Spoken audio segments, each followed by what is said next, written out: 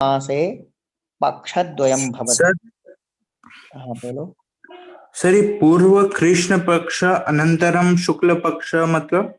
बोल रहा हूँ मैं, उसी बात को तुरंत व्याख्यान कर रहे हैं। अभी तो श्लोक पढ़ा था, अब श्लोक व्याख्या में जो लिख रहे हैं, एकस्मिन् मासे पक्षद्वयं भवति, एक महीने में दो पक्ष होता है। तत्र, उन दोनों पक्षों में, विंध्य पर्वतस्य उत्तर भागे कृष्ण पक्षस्य प्रतिपदः तिथितः मासारंभः मन्यते। विंध्य पर्वत के उत्तर भाग में कृष्ण पक्ष की प्रतिपदा तिथि से महीने का आरंभ माना जाता है। अर्थात पूर्वम कृष्ण पक्ष अनंतरम शुक्ल पक्ष, मतलब कि विंध्य पर्वत के उत्तर भाग में पहले कृष्ण पक्ष 15 दिन रहता है, फिर उसके बाद में शुक्ल पक्ष 15 दिन रहता है। ठीक है, यही तात्पर्य है। पूर्वम कृष्ण पक्ष मतलब पहले कृष्ण पक्ष की प्रतिपदा, जैसे अपनी तरफ इधर उत्तर भारत जो अपना है, उत्तर भारत, विंध्य पर्वत के उत्तर में जो भी है, उत्तर क्या पूरे भारत में लगभग इधर विंध्य के उत्तर में पड़ता है ना अपना, विंध्य से उत्तर में पड़ता है, तो यहाँ पर कृष्ण पक्ष प्रतिपदा से महीने का आरंभ होता है। और विंध्य के दक्षिण भाग में तो पहले कृष्ण पक्ष की प्रतिपदा, मैंने पूर्वम कृष्ण पक्ष है, पहले कृष्ण पक्ष चलेगा प्रतिपदा से अमावस्या, उसके बाद में अनंतर में, उसके बाद में शुक्ल पक्ष की प्रतिपदा से लेकर के पूर्णिमा तक ये क्रम रहता है अपना यहाँ महीने का। और एतस्य विपरीतम, इसके विपरीत, विंध्य पर्वतात दक्षिणे भागे, विंध्य पर्वत के दक्षिण भाग में शुक्ल पक्ष से प्रतिपदा मासारंभ, शुक्ल पक्ष की प्रतिपदा से महीने का आरंभ है। ठीक है, तो तत्र पूर्वम शुक्ल पक्ष अनंतरम कृष्ण पक्ष भवति।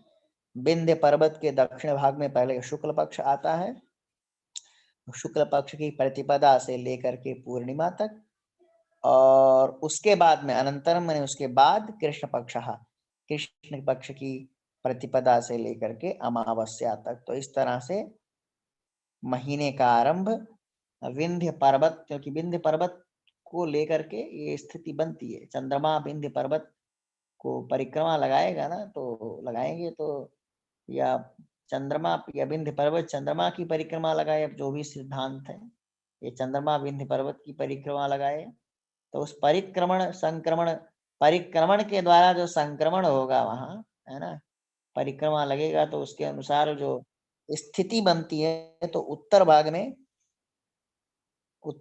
में जो है कृष्ण पक्ष की प्रतिपदा से चलता है महीना, और दक्षिण भाग में शुक्ल पक्ष की प्रतिपदा से चलता है। ये महीने का आरंभ कहाँ कब करते हैं इस बात को बताया, क्योंकि पहले चर्चा किया था कि अलग अलग आचार्यों के मत में, किसी के आचार्य की मत में पहले कृष्ण पक्ष से आरंभ होता है, फिर शुक्ल पक्ष से, तो इसी बात को क्लियर कर दिया कि ये स्थिति बनती है। अब इसके बाद में ऋतु परिभाषा, ऋतु की परिभाषा बता रहे हैं। 12 महीने, क्योंकि 12 महीनों के बाद में ऋतु का नंबर आता है, महीनों के बाद में। ऋतु परिभाषा क्या स्थिति है? मृगादि राशि द्वय भानुभोगात षडर्तवः स्युः शिशिरो वसन्तः, ग्रीष्मश्च वर्षा च शरच्च तद्वद्धेमन्तनामा कथितोऽत्र षष्ठः। 6 ऋतुएं हैं, 6 ऋतुओं के विषय में कह रहे हैं ये। मृगादि राशि द्वय भानुभोगात षडर्तवः स्युः शिशिरो वसन्तः, ग्रीष्मश्च वर्षा च शरच्च तद्वद्धेमंत नाम कथितोत्र षष्ठः। 6 ऋतुएं हैं, प्रसिद्ध बात है। 2-2 महीने, 2 मास की एक ऋतु होती, 2 मास पर्यंत एक ऋतु। तो सूर्यस्य मकर राशितः आरंभ राशि द्वयस्य भोगकालः एकस्य ऋतोः कालः भवति। सूर्य मकर राशि में जब प्रवेश करता है, तो मकर राशि और मकर के बाद में कुंभ राशि है, तो मकर राशि से आरंभ करके सूर्य से मकर राशितः आरभ्य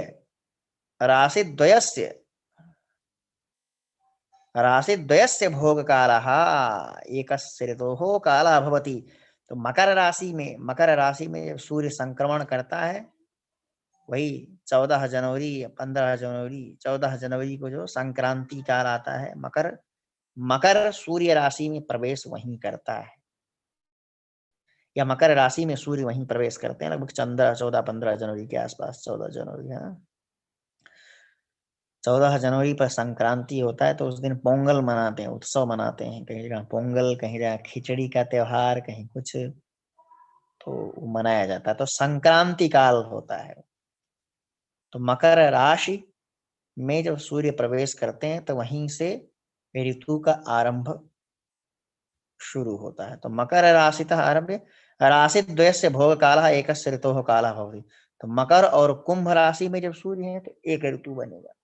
फिर आगे कुंभ के बाद में मीन मेष एक ऋतु, वृष मिथुन एक ऋतु, कर्क सिंह दूसरी ऋतु, कन्या तुला अगली ऋतु, वृश्चिक धनु अगली ऋतु, कुंभ वृश्चिक धनु मकर कुंभ अगली ऋतु। तो इस तरह से क्रमबद्ध जो है इसी प्रकार से चलता रहेगा। तो प्रथम मकर से ही आरंभ होता है, अर्थात उसी बात को लेकर मकर कुंभयो हो, अर्थात मकर कुंभयो हो सूर्यस्य स्थिति काले शिशिरः ऋतुः भवति।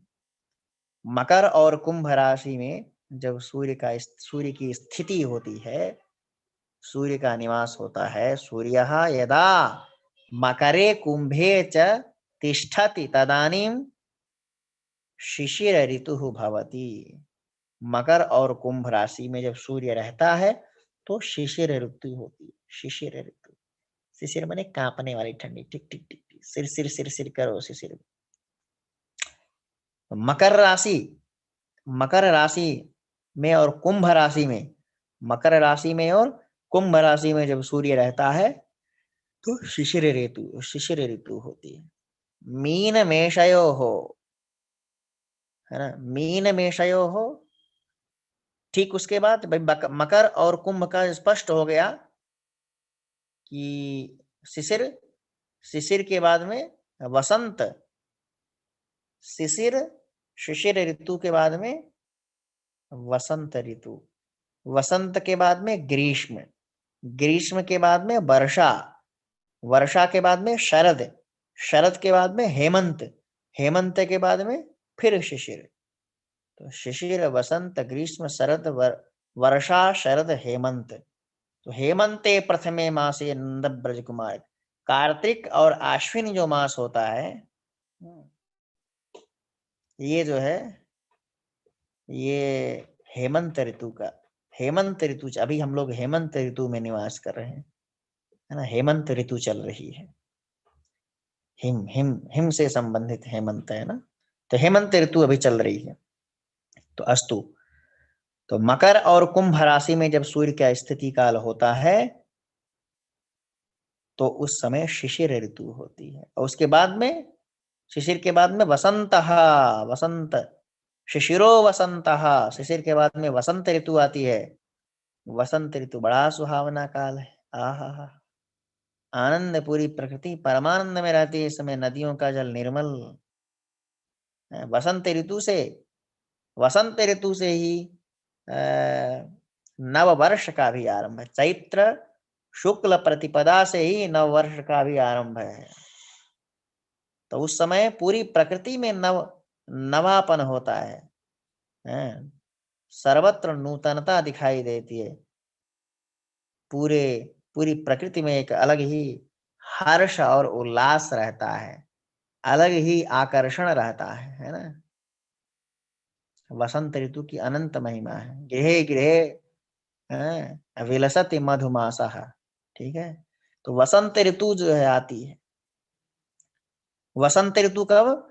तो मकर और कुंभ ये दो राशि हो गई। अब राशि, द्वादश राशि फिक्स है क्रम, मेष वृष मिथुन कर्क सिंह कन्या तुला वृश्चिक धनु मकर कुंभ मीन। ये 12 का चक्र जो राशियों का एकदम फिक्स है। भचक्र में जो 360 अंश का जो भचक्र है उस भचक्र में 30-30 अंश पर एक एक राशियों की स्थिति बिल्कुल फिक्स है।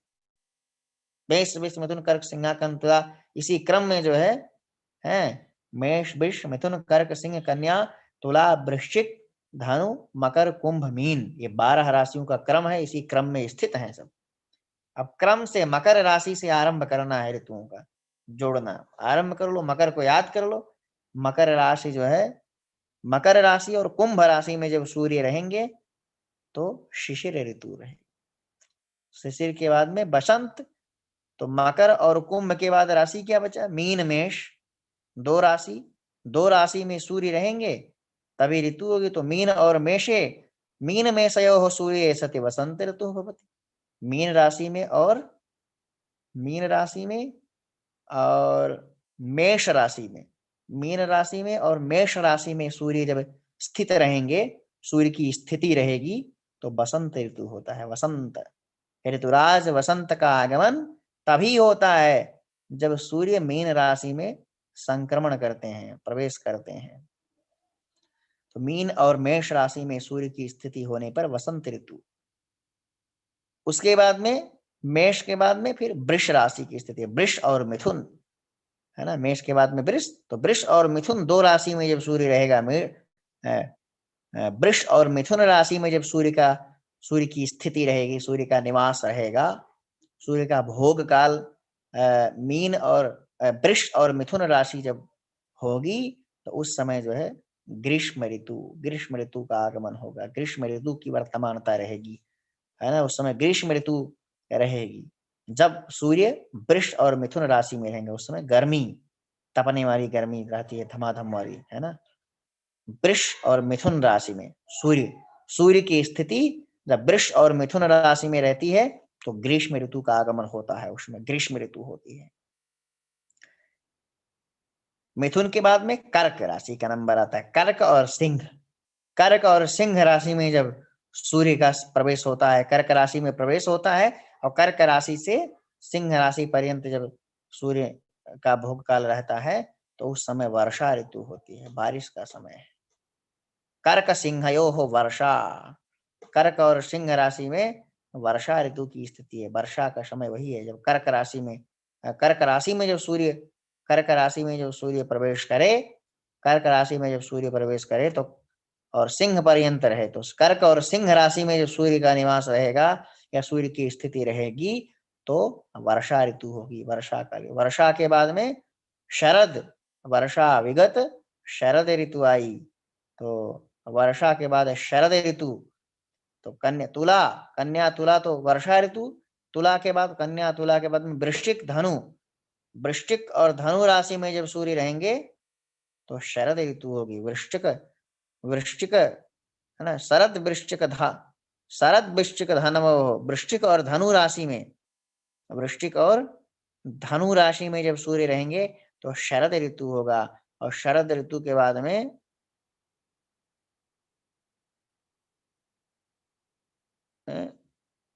शरद ऋतु कैसे होगा भाई? हाँ, कर्क सिंह में वर्षा ऋतु हुई और कन्या तुला में शरद ऋतु हुई। ओ गड़बड़ हो, मिस्टेक हो गया यहाँ, देखो। कर्क और सिंह राशि में जब सूर्य रहेंगे, कर्क सिंहयोः वर्षा ऋतु, कर्क राशि और सिंह राशि में वर्षा ऋतु। सिंह के बाद में कन्या तुला में वर्षा के बाद शरद ऋतु, ठीक है। कन्या और तुला राशि में जब सूर्य रहेंगे, कन्या तुलयोः वर्षा, कन्या और तुला राशि में जब सूर्य रहेंगे तो वर्षा नहीं, तो अगला जुड़ रहा है वो शरद ऋतु रहेगी। ये तो कर्क सिंह वर्षा है, कन्या तुला के लिए शरद ऋतु है ना। कन्या और तुला राशि में जब सूर्य रहेंगे, कन्या राशि और तुला राशि में सूर्य, तो शरद ऋतु होगी। और वृश्चिक और धनु राशि में हेमंत ऋतु, है ना। वृश्चिक राशि और धनु राशि में जब सूर्य रहेंगे तो हेमंत ऋतु। तो अभी जो सूर्य है वो वृश्चिक राशि में है और धनु राशि में है।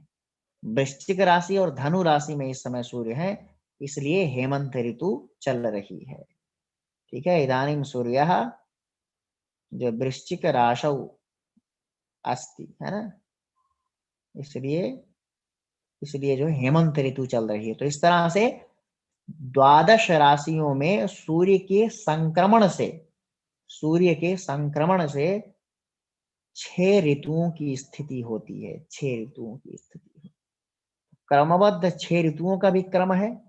पहले सबसे पहले शिशिर ऋतु से आरंभ कर रहे हैं वास्तु। शिशिर, शिशिर के बाद में वसंत, वसंत के शिशिर के बाद में वसंत, वसंत के बाद में ग्रीष्म, ग्रीष्म के बाद में वर्षा, वर्षा के बाद में शरद, शरद के बाद में हेमंत ऋतु। ठीक है, तो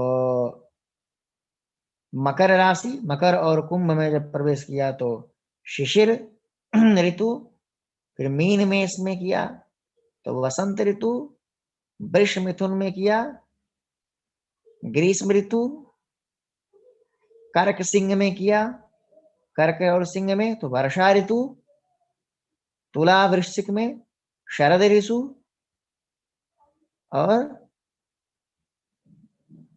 तुला, तुला, कन्या तुला में, कन्या तुला में शरद ऋतु, कन्या छूट गया, कन्या तुला में शरद ऋतु। उसके बाद में वृश्चिक और धनु, तुला के बाद में वृश्चिक और धनु राशि में हेमंत ऋतु, वृश्चिक और धनु राशि में हेमंत ऋतु। तो इस तरह से इनका ऋतुओं का चक्र इसी प्रकार से चलता रहेगा। दो दो राशि में जब सूर्य रहेंगे तो भिन्न भिन्न ऋतुओं बनेगी। अब एक जो राशि है वो 1 महीने तक रहेगी। ठीक है, जैसे मकर राशि 1 महीने, फिर 1 महीने कुंभ राशि। ठीक है, 1 महीने फिर आगे मीन राशि और 1 महीने मेष राशि, 1 महीने मीन राशि और 1 महीने मेष राशि। बोलो, कुछ पूछ रहे हो?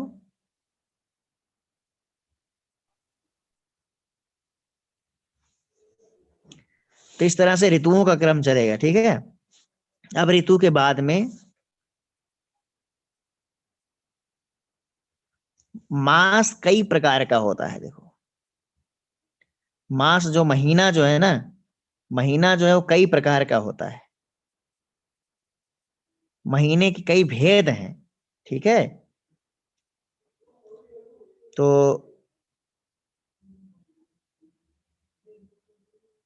कौन कौन से भेद हैं, क्या भेद हैं, इसको अगले श्लोक में बता रहे हैं। ठीक है, तो मासक ज्ञान में तो ऋतु, ऋतु की स्थिति बनी, ऋतु में ही था, मासारंभ और ऋतु में ही थक गए।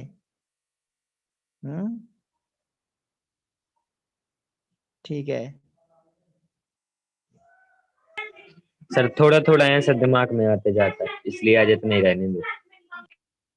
चलो ठीक है, फिर इतना ही रखो, कल फिर मिलते हैं। हाँ, उसका देख लेते हैं।